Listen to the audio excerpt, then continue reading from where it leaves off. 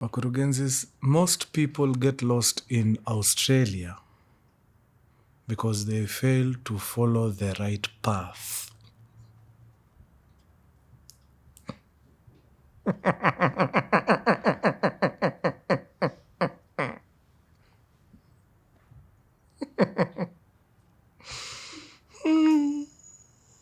All right.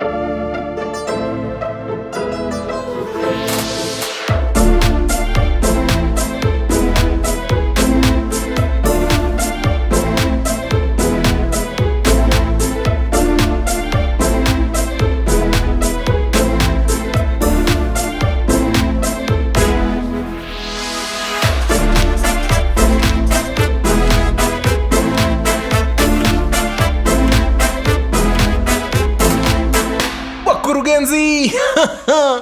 My man, karibuni tena once again to another exciting episode of Mkurugenzi Diastories. Mko salama? Buheri wa afya? Bas, furaha yangu hiyo. Wenye mko outside the borders, mambo kule inaendelea namna gani? I hope mko salama. Leo nataka twende moja kwa moja mpaka nchi ya Australia. Australia, watu wangu wa Aussie mko?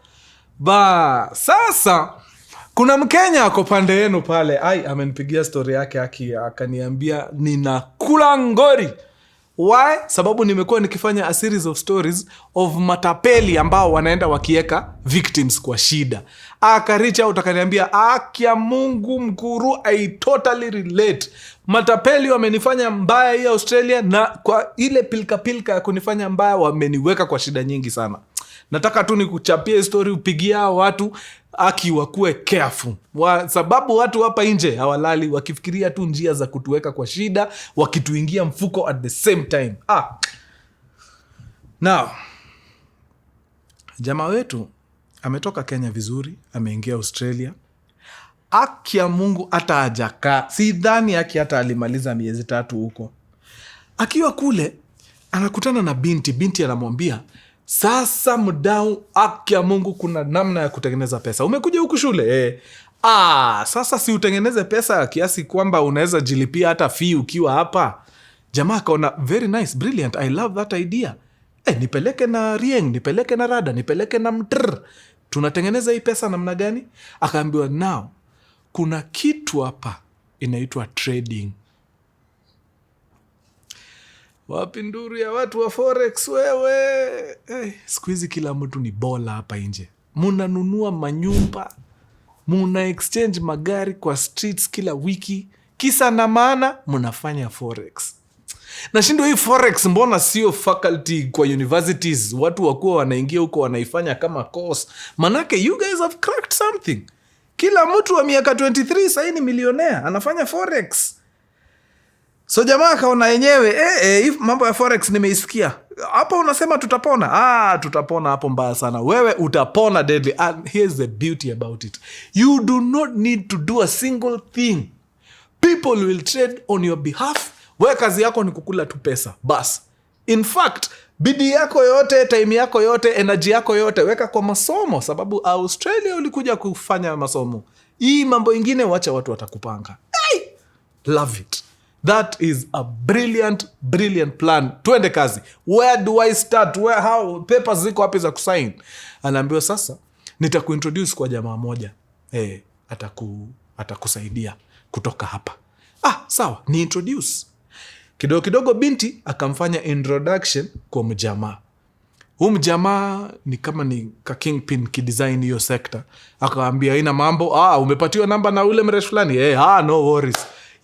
Waga tuna trade on behalf of people. Watu wamekula pesa nyingi sana hapa kwa hii Australian soil, sababu most of our customers ni watu wa Australia. So mambo iko sawa, you have arrived, uko mahali unafaa ukue.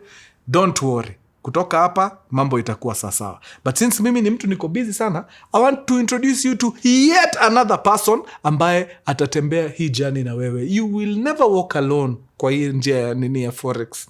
You will never. So nataka ni kuintroduce kwa mjamaa mwingine. Huyu ndio atakupatia kila kitu unahitaji. Bas, and enjoy Australia. Soma kwa bidii, tengeneza pesa yako, ishi kama boss. Nice. So akampiga tapo kwa a third person.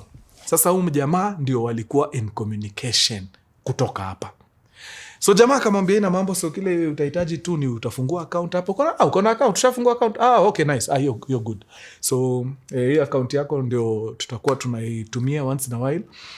Tutakuwa tunafanya trading, inakuja kwa account yako.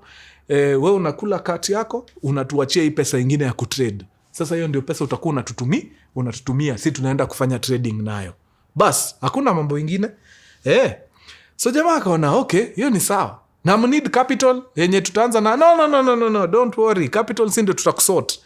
So ile initial capital tutaweka iende itrade, ikisha trade tutatuma kwa account yako ile pesa tumetengeneza.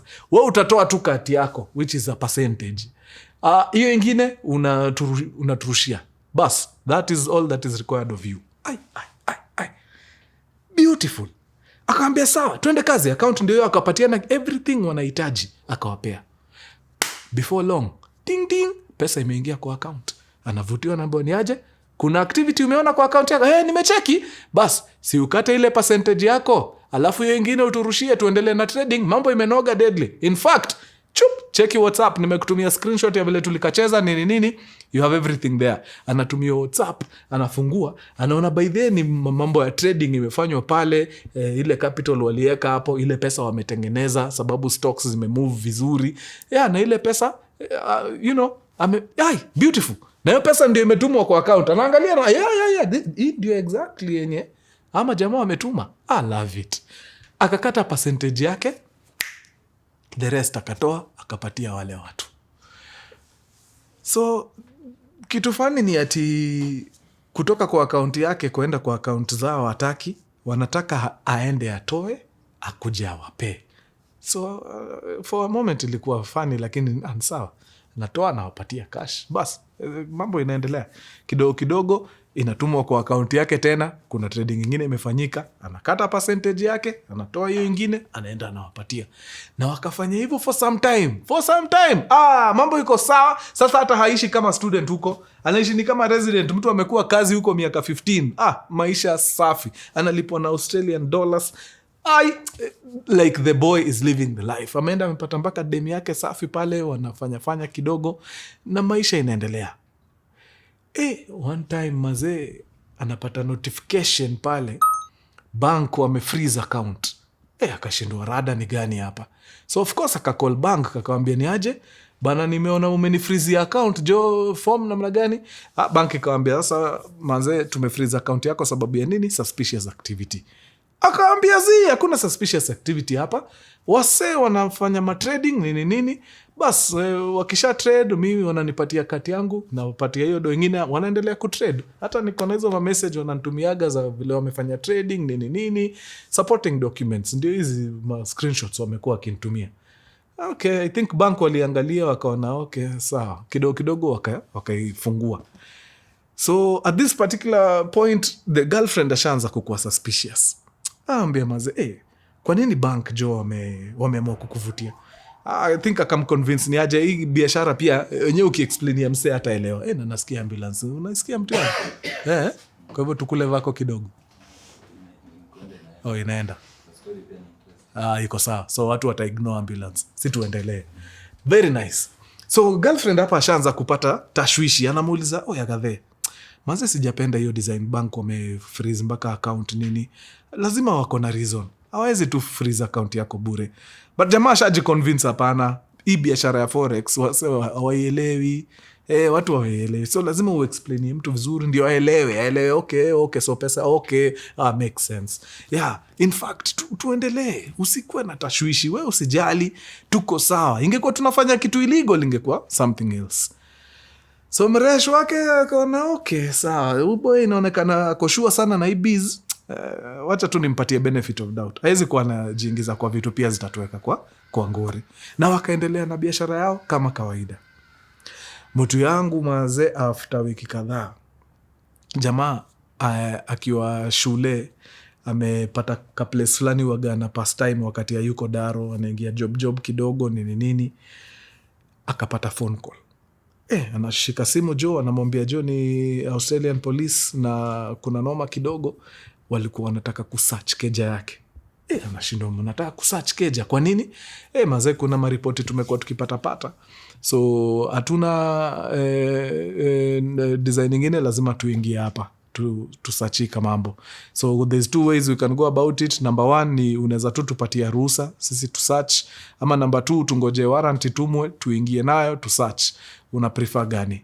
Jamaa akaona sin sana anything ya kuficha, akawapatia ruhusa, akaambia na mambo, kifunguo iko chini ya mawe ingieni hapo, fungueni, ndani fanyeni mambo yenu. I am very sure hakuna kitu mtapata pale juu mimi Australia hakuna kitu illegal nimefanya. Polisi wakamwambia ina mambo, wacha sisi tutakuwa the judge of that. Wakaingia kwa keja, wakapiga search deadly, wakamaliza. Hizi vitu zote hata conversations zao na yeye ziko recorded.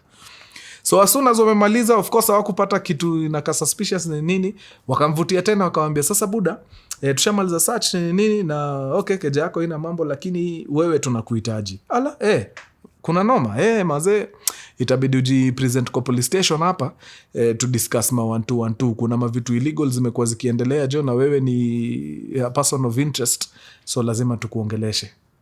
Akashindwa mazee, person of interest, vitu illegal zimekuwa zikiape nini hizo? So jamaa akajua ni sawa, haina mambo, akawaambia niko shift yangu kiasi hapa, nikikafunga tu hivi hata siende nyumbani na kuja kwenyu direct. Akawaambia ina mambo, welcome, utatupata. So hii time imebaki akifanya job, mazee ashaanza kushtuka, anashindwa mazee, inaweza kuwa ni nini ina happen hapa? Kuna ka red flag sikuona, ama kuna ka due diligence nilikuwa nafaa kufanya sijafanya, ni nini ndio ina happen? So mazee amebabaika deadly, hata sidhani alingojea shift isha, alienda tu akaambia mdosi ni aje, kumekuwa na ka emergency kiasi, inabidi ajiondoe. So jamaa akajiondoa teketeke, akaenda akaingia Karao akamkalisha chini, wakamwambia ni aje, first of all thank you so much for coming. Reason tumekuita hapa ni juu kumekuwa na a lot of suspicious activity on your bank account, na tuko na reasons to believe that you might be indulging in fraudulent activities. So juu hiyo story mazee, you're under arrest, hatuwezi kuachilia. Pap kama uko na lawyer, tafuta lawyer, mpigie akam sasa to discuss kutoka hapa. Bas, na hivyo ndio jamaa alijipata ndani. Akiwa ndani ndio anagundua manze, kumbe hakuna trading ina happeningi, is nonsense. So game ambayo imekuwa ikichezwa hii time yote ni hao watu wanatumia account yake kuokota pesa fraudulently from people. So yeye anaambiwa nini? Ni trading inafanyika. But watu wa nje wanaambiwa hii ni duka ya kuuza pets. Na unajua vile Walami ni watu wametambua mambo ya pets deadly. Mtu amenunua goldfish sijui how much, a rare type of doggy sijui how much, pesa deadly. Anaambiwa tuma pesa kwa hii account, then tutaorganize vile dogi itakufikia, ama hii pet fulani itakufikia. Woi, hakuna pet inakuja, wanakublock na wanakuzimia simu. So mazee, pesa imekuwa inakolektiwa, inatupwa kwa account ya jamaa. Jamaa anaenda anachukua kati yake, anatoa hii ingine, anarudishia wale. He had no clue. Hakuna mambo ya trading inafanyika. Turns out hata hizi screenshot anaonyeshwa ya mavitu za trading, hakuna, ni Photoshop. Watu wana Photoshop actual figures, nini, inakaa totally legit.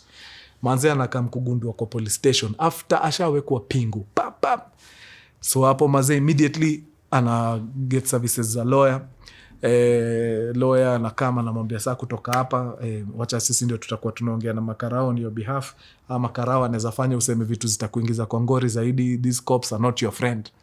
So mimi ndio nitakuwa na kutetea kutoka hapa, mimi ndio nitakuwa naongea on your behalf. Wakakaa chini wakasikizana, gavai kampatia bond ya $10,000, hiyo ni milioni pesa yetu.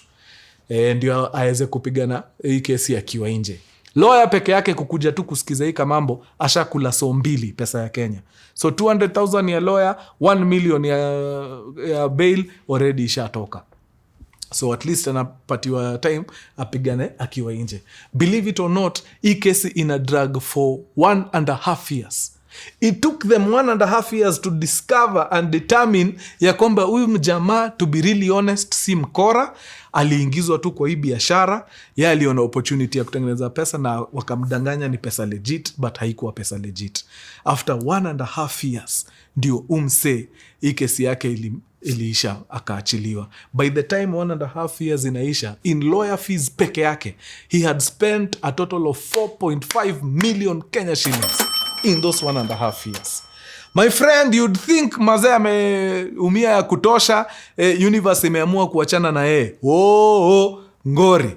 Now, hizi ngori zikihappen ni 2020. 2021, like hata inoma ijaisha, bado wako katikati ya hii ngori ya fraud. Anapigiwa simu na marafiki, akiwa tu na demi yake. Wanaambiwa na marafiki ni aje, tuko na shughuli fulani bash hivi, tunataka twende tukatemaje, tupige story, tusikie fiti, na inaweza kuwa fiti ukikam through jo. Unasemaje buda? Jamaa akamwambia ina mambo, wacha ni consult vitu 2-3 alafu niwachapie.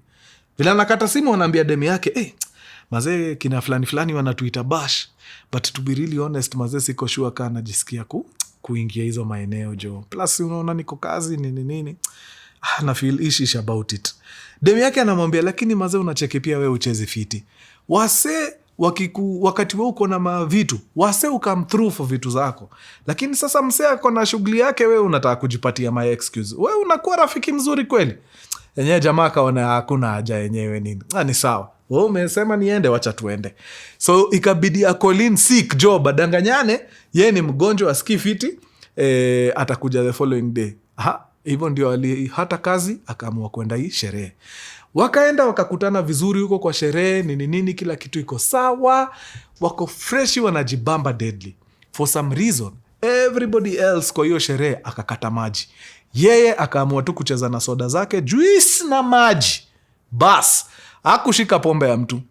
So watu wakakata maji wamelewa deadly. Ikafika sasa ni time ya kufanya nini? Ya kwenda nyumbani.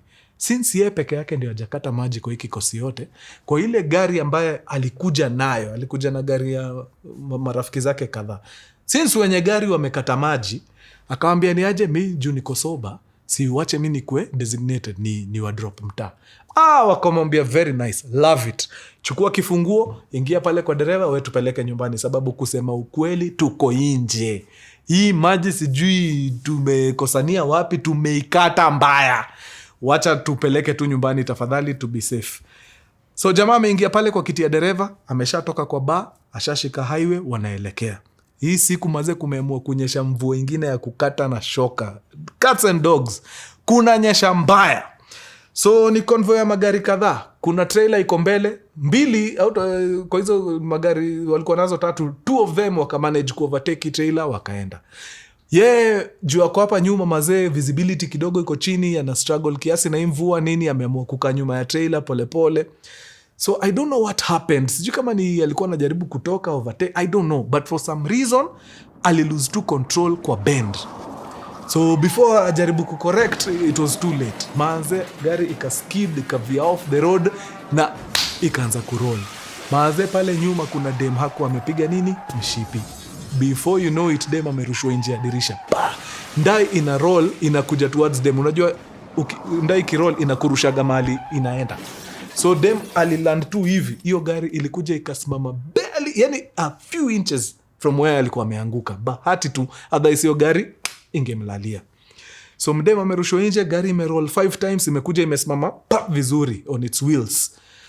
Wana discover, okay, wase wenye wako ndani wameumia kiasi, wako na bruises hapa na pale, but wako fairly okay. As the driver pia hajaumia sana, but mdem mazee, hiyo impact ya kurushwa nje ya gari ni noma. Alikuwa ameumia design fulani from the waist down, alikuwa paralyzed. Ngori. So majuu mazee mkaingia kwa accident na msee bana apate injuries za kimataifa kama hizo, lazima tuanze kupiga investigation tujue ni nini ilikuwa ina happen kwa hii gari. So wakaenda wakapiga uchunguzi ni nini, kila mtu akapigwa kwanza test ya kuangalia kama kuna narcotics ama alcohol ndani ya system. Of course wale walikuwa walevi, wakapatikana wenyewe walikuwa walevi deadly, but dereva mwenye alikuwa behind the wheel alikuwa sober as a judge. Maji na juice ndio ilikuwa tu kwa system, hakuna kitu ingine. So after hiyo test nini wakamwachilia, but wakaambia wase tulieni, msiende mbali, bado tunaendelea na investigation zetu. Kidogo mwenye gari ameitwa, amekaa akaulizwa, okay ni aje, uko fiti? Niko fiti. Injuries unasikia? Kadai bana maumivu tu kidogo, but niko sawa, nishachekiwa, niko fiti. Nice. Okay. So mazee after accident tulienda tukapiga mazee investigation kiasi kwa gari, na tukadiscover hii gari first of all ilikuwa na mavitu ziko defective. Mwenye alikuwa anaendesha hii gari alikuwa anajua tires zako zimeisha. Jamaa akasema alikuwa anajua kabisa. Okay. Na alikuwa anajua pia kulikuwa na mashida fulani ABC and yes, alikuwa na 100%. He knew, alikuwa anajua. Very nice. That is all we wanted from you. Kidogo kidogo boy wetu amepigiwa simu. Oya ni aje? Rudi hapa tu kwa stage. Rada ni nini tena? Come tuongee. Jamaa anarudi kwa stesheni, pingu. Pap, ni nini tena? Mwenye gari anasema akikupatia gari ulikuwa unajua condition ya hii gari. So wewe ulikuwa unaendesha gari ikiwa na defective tires ukijua. Na hukufanya kitu. Jamaa akashindwa. Ningejua aje. Sisi tulitoka home, tukaenda tukapatiwa lift na ujamaa. Hakuna mahali popote tuliongea juu ya hii gari na umutu. Tukaenda tukafika kwa bar, tukapiga sherehe yetu. Hakuna mahali popote tuliongea juu ya hii gari na hawa watu. Tukamaliza sherehe, nika volunteer kubeba hawa watu. On our way back, hakuna mahali tuliongea juu ya hii gari. So anasema nilikuwa najua gari iko na defect, ningejulia wapi? Akaulizwa uko na mtu wote anaweza corroborate story. Akasema uliza anyone in the car kama tulikuwa tumeongea juu ya hii gari at any point. Luckily ule dem mwenye alikuwa ameumia from the waist down, dem ako paralyzed, ako kwa wheelchair sahi, akajitokeza akasema ukweli wa mambo, hakuna mahali tulidiscuss gari. Hakuna, there is no way jamaa angejua mazee gari ilikuwa na defect. So turns out mazee gari ili skid off barabara juu tires ilikuwa zimeisha, kulikuwa kunanyesha, it was a wet surface. That's the reason why walivia off na wakaenda wakaroll huko hivyo. So makarao eventually wakasikiza, but before hii kesi yote inasikizwa, another 6 months imeenda mazee. So jamaa ameshinda gatuni kotini. Ile place kidogo alikuwa amepata ya kushikilia job, wameachana na yeye sababu every 2 days jamaa hapatikani. Kwa nini? Sababu lazima report police station every 2 days for a whole year. So walikuwa wamemwandika wakaona, guys, I think you have too much on your plate.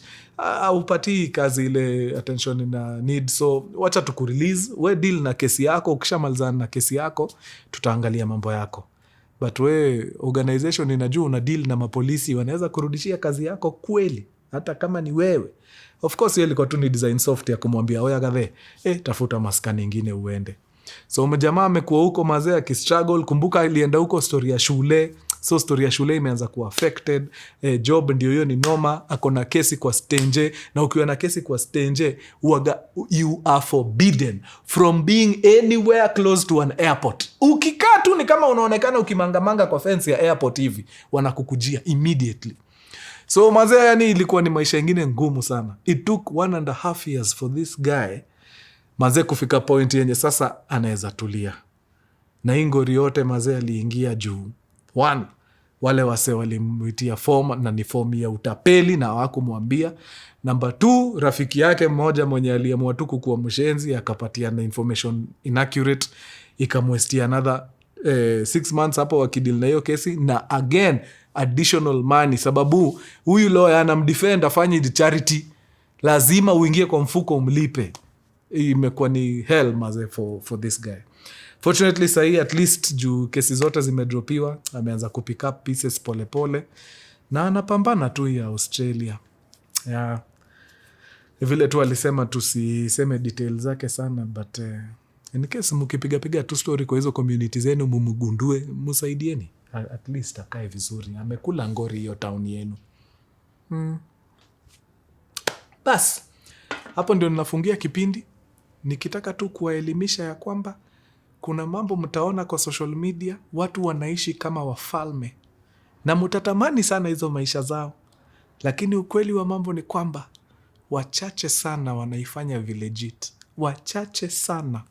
Wengi wao wanajua exactly hiyo pesa mahali inatoka, na more often than not haijatoka mahali pazuri. So nyinyi msiwe na tashwishi, endeleeni tu na hustle zenu, itajipa. Hii hao wengine wacheni universe itapambana nao pole tu.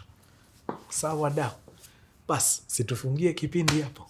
Msimukue basi na wiki njema. Bas. Adios muchachos guys. Peace.